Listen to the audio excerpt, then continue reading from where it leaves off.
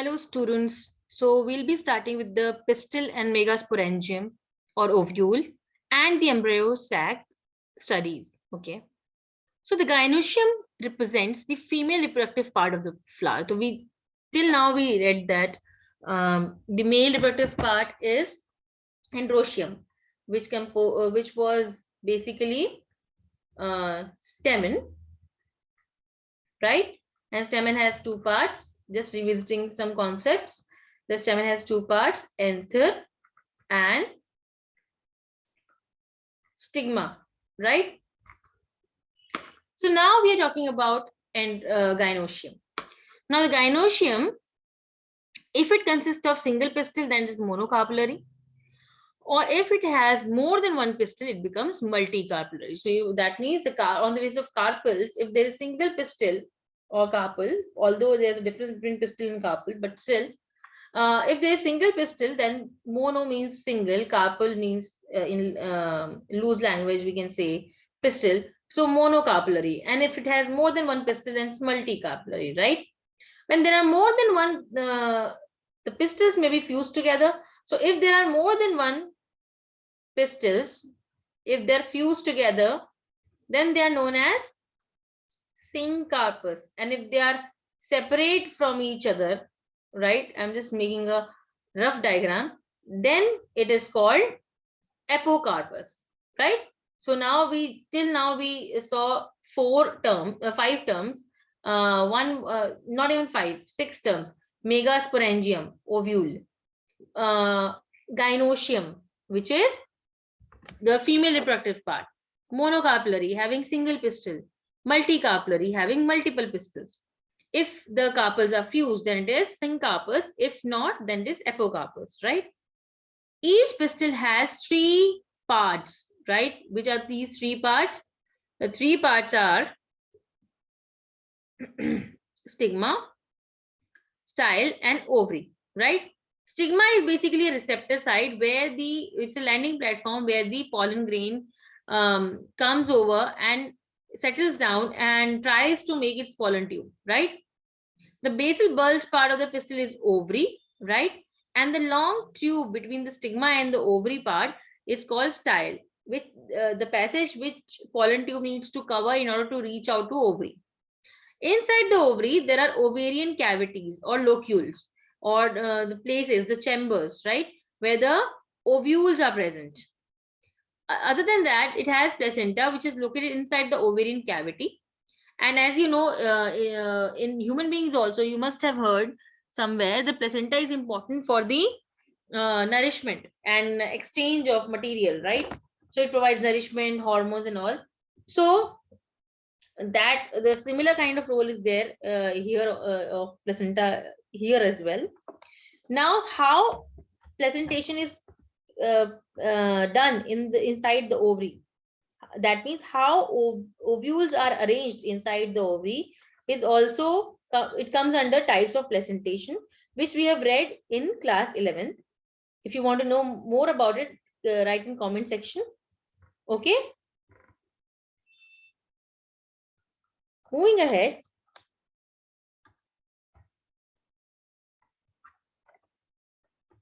You can see here the apocarpus, the syncarpus carpellary. This is an embryo sac, an ovule basically. This, right? And this is a, what do you call it? This is a multicarpellary but apocarpus gynoecium. This is multicarpellary but syncarpus gynoecium. And this is a normal androecium to show stigma, style, and ovary, right? And thalamus is the receptacle part where everything is standing upon. So, arising from the placenta are megasporangia. So, whenever the word female comes, the mega word will come. So, then if the mega word is there, it's related to female, and it in the case of, especially in the case of plants, and if the it is related to male, then is usually the term is micro. So it is like this, that the mega is for female, and micro is for male, right? The ovule is small structure attached to the placenta by means of stalk called funicle, right? So the funicle is the structure with which ovule is attached to the placenta. So it's like this is the placenta. Then if we imagine ovule arranged like this, then this is ovule, this is funicle, and this is placenta. Understood? The body of the ovule fuses with the funicle in the region called hilum. So in the region called hilum, the body of ovule fuses with the funicle, right? And thus the hilum represents what? The hilum represents the point of junction between ovule and funicle. Each ovule has one or two protective envelopes called integuments. So it has protective envelopes around it, which is called integument, right? So integuments encircle the nucellus except at the tip where the small opening called micropyle. So there is a small opening here, right? And this is called micropyle. So these are integuments.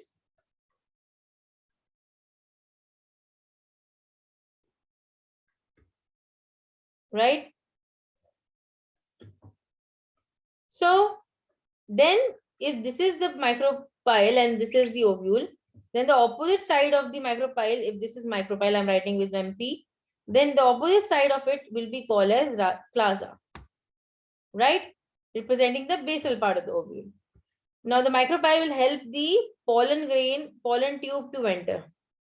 And so that the male gametes can also enter through it and try to fuse or fertilize the egg and the polar nuclei. Enclosed within the integuments is a mass of nucellus, right? Cells of the nucellus have abundant reserve food material. Located in the nucellus is the embryo sac or female gametophyte. Now, inside the nucellus, there is embryo sac or what? Female gametophyte. An ovule generally has a single embryo sac formed from a megaspore. So, it has single embryo sac which is made up of megaspore, and now we'll study about how megaspore is formed. So that formation, the process of it is known as megasporogenesis, right? What is it known as? Megasporogenesis. The process of formation of megaspores, which is very, very important for you all to understand. Then what is it? The process of formation of megaspore from the megaspore mother cell is called megasporogenesis. Ovules generally differentiate a single megaspore mother cell in the micropylar region. So usually it helps in differentiation of megaspore mother cell in the micropylar region itself. Okay.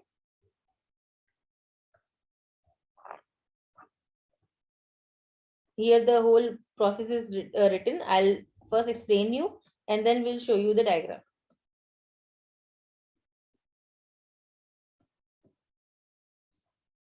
Now, so it is a large cell, okay, containing megaspore mother cell is a large cell which contains what? Containing dense cytoplasm and a prominent nucleus, right? Now this megaspore mother cell, as you can see in the diagram is also given to us, right? Here, megaspore mother cell. Let's go back.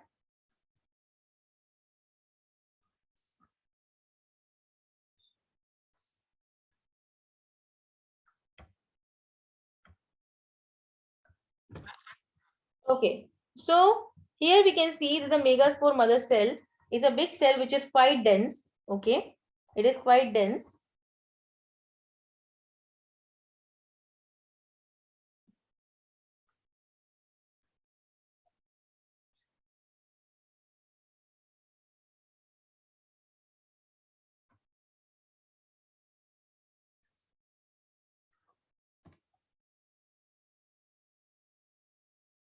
Now it goes under meiotic division. What kind of division?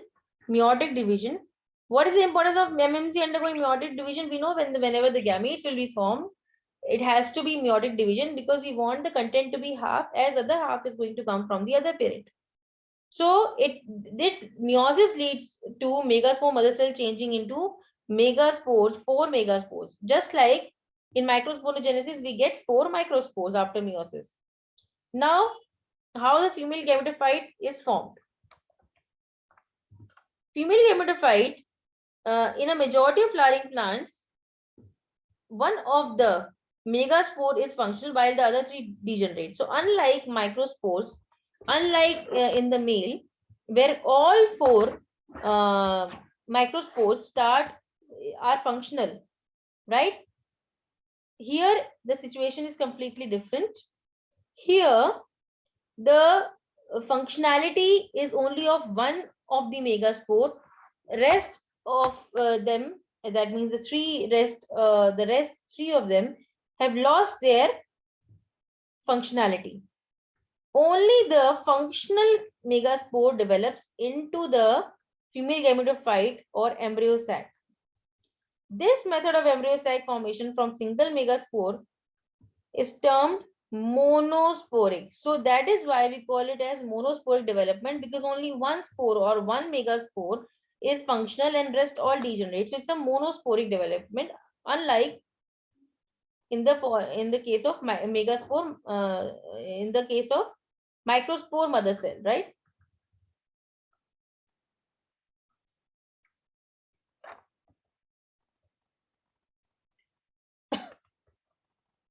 Now let us study formation of the embryo sac in little more detail. So we'll try to understand how embryo sacs are formed, right? So the nucleus of the functional megaspore divides mitotically to form 2 nuclei, which to the opposite, 2 nuclei with 2 opposite poles. So I'll just make a diagram for you, a rough diagram for you, right? So it is the structure. So it just starts dividing, and we get what? 2 division, right? So we get 2 nucleate embryo sac, 2 more sequential mitotic nuclear division happen, and now we get what? How many? 1, 2, and then 2. So it becomes 2 nucleate stage, then 4 nucleate stage, then 2 more. So it becomes 8 nuclei. So inside this, they are basically 8 nuclei, right? Right. Now these need to arrange themselves in a particular way for the structure to complete. So first it's in 4 nucleate stage, then it is in 8 nucleate stage. It is of interest to know that these mitotic divisions are strictly free nuclear. That is, nuclear divisions are not followed immediately by cell wall formation. After the 8 nucleate stage, cell walls are laid down, leading to the organization of the typical female gametophyte or embryo sac. So here what happens? The embryo sac is formed, and after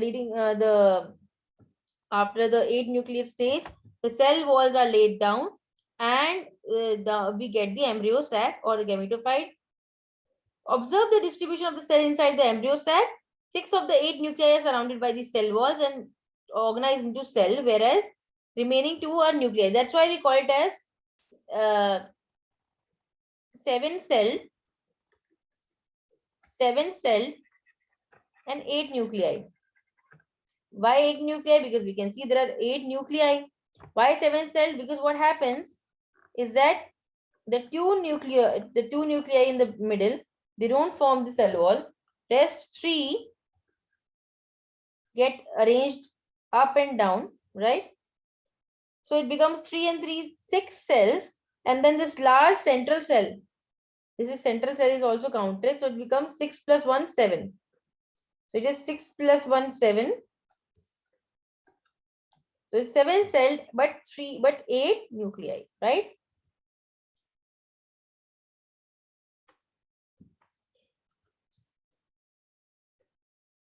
There is a characteristic distribution of the cells within the embryo sac. Three cells are grouped together at the micropylar end and constitute the egg apparatus. The egg apparatus in turn consists of two synergids and one egg cell. The synergids have special cellular thickening at the micropylar tip called filiform apparatus. So what happens here is that in the egg apparatus in turn consists of two synergids and one egg cell. Here the synergids and egg cell are arranged in such a way that the egg cell is in the middle, right? So I'll color it with some other color. So it is in the middle, right? And these are synergids, right? So the synergids have special cellular thickening at the micropylar tip called filiform apparatus. So there is a filiform apparatus, which is like this. I'll just draw the diagram for you all. This is the structure, and then there is a filiform apparatus, just like a cover, and then on top of it, like a little inside it, there are all three cells. So this is outside. This is from the outside, right? And 6 of the 8 nuclei are surrounded by the cell walls. And sorry, the large central cell, as mentioned earlier, has two polar nuclei, and there is a antipodal cell at the classal end. So I told you, if I make a diagram, it will be like this, where there are three antipodal cells. I'm writing with AP. Then there is one egg in between, and in the sides there is two synergids. So these are synergids. This is egg, and on top of it, it is covered with what? Filiform apparatus, right? So this is how it becomes 8 nucleate and 7 sealed cell structure. And what is the function of filiform apparatus? Is it helps in guiding the pollen tubes towards the egg, right? So we'll end the topic over here, and we'll start the pollination in the next class. Okay, take care of yourself, everybody. Bye bye.